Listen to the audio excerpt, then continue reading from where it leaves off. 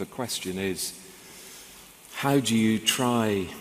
So if you accept your proposition that this, in the same way as people in the West have realized we had an overdependence on energy supply, and we need to make more emphasis on resilience and our own supply, I think other parts of the world have looked at what have happened during the Ukraine crisis and reflected, have they become too dependent on the West, to use the shorthand, control of the financial system, and should they therefore seek to build something more autonomous?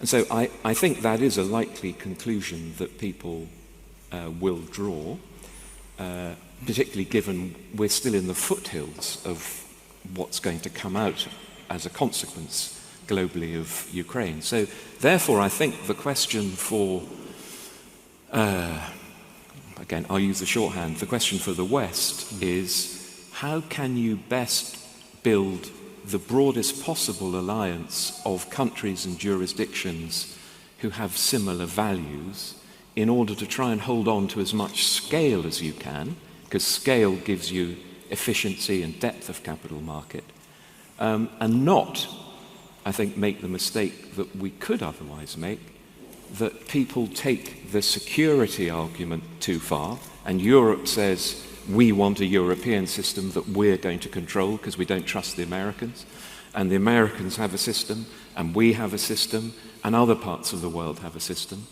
And so I think there is quite an urgent task to try to get policymakers, politicians, regulators thinking about how can you rebuild that trust and build the broadest possible alliance of countries so that you can have as many people, if we are going to have a more polarized system, as many people in our system as you can get.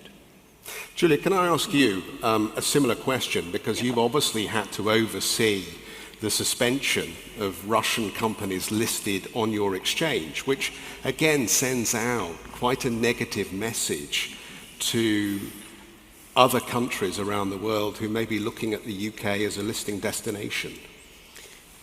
Or does it? I mean, I'm sort of leading the witness here. Maybe it sends a positive signal.